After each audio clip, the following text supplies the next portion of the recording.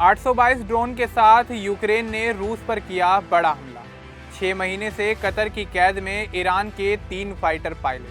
5 साल में तालिबानी राज में कितना बदला अफगानिस्तान। इंडोनेशिया में आया 6.5 तीव्रता का भूकंप, 40 की मौत। नागरिकों की मौत पर नेतन्याहू ने हिजबुल्लाह को घेरा। नमस्कार, आप देख रहे हैं द न्यूज़ 15 और स्वागत है आपका हमारे इस खास प्रोग्राम में जिसका नाम है दुनिया का हालचाल। वक्त हो चला है दुनिया की 5 बड़ी खबरों पर नजर घुमाने का। सबसे पहले बात कर लेते हैं रूस और यूक्रेन की। यूक्रेन ने रविवार को रूस के कई इलाकों में सैकड़ों ड्रोन से बड़ा हवाई हमला किया। रूस के अधिकारियों के मुताबिक इस हमले में कम से कम 6 लोगों की मौत हुई है। रूस के रक्षा मंत्रालय ने दावा किया है कि रात भर में 822 यूक्रेनी ड्रोन नष्ट किए गए, जिनमें करीब 600 ड्रोन मॉस्को की ओर बढ़ रहे थे। हमले के बाद रूस के कई क्षेत्रों में सुरक्षा बढ़ा दी गई। रोस्तोव क्षेत्र के गवर्नर यूरी स्ल्यूसर ने बताया कि 3 शहरों में हुए हमलों में 5 लोगों की मौत हुई।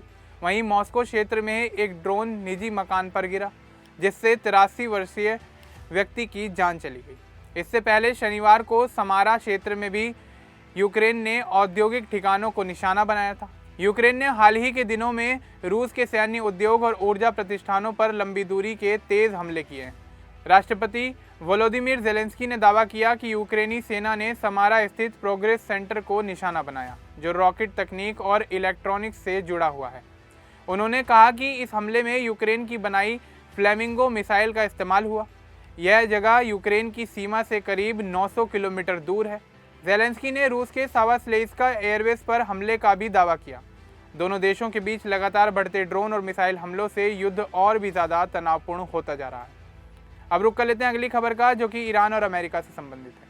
दरअसल मिडिल ईस्ट में ईरान और अमेरिका के बीच जारी संघर्ष के बीच ईरान के 3 फाइटर पायलटों को लेकर बड़ा दावा सामने आया है।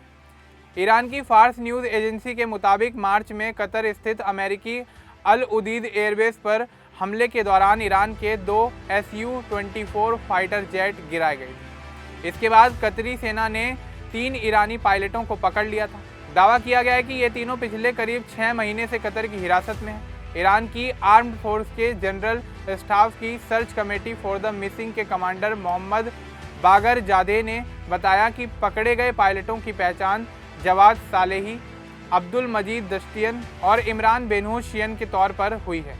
उनके मुताबिक कतर में तीनों पायलटों को आपस में मिलने, परिवार से संपर्क करने या ईरानी अधिकारियों से बातचीत करने की अनुमति नहीं दी गई। ईरान ने international committee of the red cross से पायलटों तक पहुंचने की अपील की है। ईरानी अधिकारियों का कहना है कि जिनेवा कन्वेंशन के तहत रेड क्रॉस को उनकी सेहत की जांच और रिहाई में मदद करनी चाहिए। हालांकि कतर की ओर से इस दावे पर तत्काल कोई प्रतिक्रिया सामने नहीं आई है। इसी बीच ईरान ने अपने एक अन्य पायलट माजिद काजेमी का शव भी बरामद किया था। ईरानी सेना के मुताबिक डीएनए जांच से उनकी मौत की पुष्टि हुई थी। अब रुक कर लेते हैं अगली खबर का, जो कि तालिबान और अफगानिस्तान से संबंधित। दरअसल 15 अगस्त 2021 को तालिबान ने काबुल पर कब्जा कर अफगानिस्तान की 20 साल पुरानी राजनीतिक व्यवस्था को खत्म कर दिया। अमेरिकी और नाटो सैनिकों की वापसी के बाद तालिबान दोबारा सत्ता में आ गया। 5 साल बाद देश में पहले की तुलना में बड़े युद्ध और लगातार होने वाले हमले कम हुए हैं, लेकिन आम लोगों की ज़िंदगी की मुश्किलें खत्म नहीं हुई। गरीबी, बेरोजगारी, भूखमरी और स्वास्थ्य संकट आज भी गंभीर बने हुए हैं। तालिबान के शासन में महिलाओं और लड़कियों के अधिकारों पर सबसे ज़्यादा असर पड़ा। लड़कियों को 6ठी कक्षा के बाद पढ़ाई से रोक दिया गया है, जबकि महिलाओं के लिए विश्वविद्यालयों के दरवाजे भी बंद हैं। रोजगार और सार्वजनिक जीवन में उनकी भागीदारी पर कई तरह की पाबंदियां लागू हैं। यूनेस्को के अनुसार करीब 24 लाख लड़कियां माध्यमिक शिक्षा से बाहर हैं। अफगानिस्तान की अर्थव्यवस्था में कुछ वृद्धि ज़रूर हुई है। साल 2025 में देश की जीडीपी करीब 4.8% बढ़ी, लेकिन इसका फ़ायदा आम लोगों की आय में नहीं दिखा और प्रति व्यक्ति आय जीडीपी में गिरावट आई। 2026 में करीब 2 करोड़ 19 लाख लोगों को मानवीय सहायता की ज़रूरत है। खाद्य संकट और कुपोषण भी गंभीर है। इसके अलावा विदेशी मदद में कमी और पाकिस्तान तथा ईरान से लाखों अफगानों की वापसी ने दबाव बढ़ाया। तालिबान सत्ता पर नियंत्रण बनाए हुए हैं, लेकिन आर्थिक संकट और मानवाधिकारों की स्थिति बताती है कि अफगानिस्तान का संघर्ष अभी खत्म नहीं हुआ। अब रुक कर लेते हैं अगली खबर का, जो कि इंडोनेशिया से संबंधित है। दरअसल इंडोनेशिया में शनिवार को लगातार भूकंप के झटकों से लोगों में दहशत फैल गई। यह भूकंप भारतीय समय के मुताबिक शाम 4:24 पर 165 किलोमीटर की गहराई में आया। इससे कुछ घंटे पहले ही सुबह 7.7 तीव्रता का शक्तिशाली भूकंप आया था। जिसमें कम से कम 40 लोगों की मौत हो गई और कई लोग घायल हुए। पहले आए भूकंप के बाद कई इमारतें ढह गई और कुछ इलाकों में भूस्खलन भी हुआ। अधिकारियों ने सुनामी की चेतावनी जारी करते हुए तटीय इलाकों में रहने वाले लोगों से सुरक्षित और ऊंचे स्थानों पर जाने की अपील की। हालांकि बाद में यह चेतावनी वापस ले ली गई। मौसम विभाग की निगरानी में समुद्र के जलस्तर में कोई बड़ा बदलाव नहीं देखा गया। यूएस जियोलॉजिकल सर्वे के अनुसार पहला भूकंप फ्लोरेस इलाके में करीब 10 किलोमीटर की गहराई पर आया था। इसके बाद छोटी सुनामी भी देखी गई। ईस्ट नुसा तेंगारा में कई इमारतें गिर गईं और बिजली तथा संचार व्यवस्था प्रभावित हुई।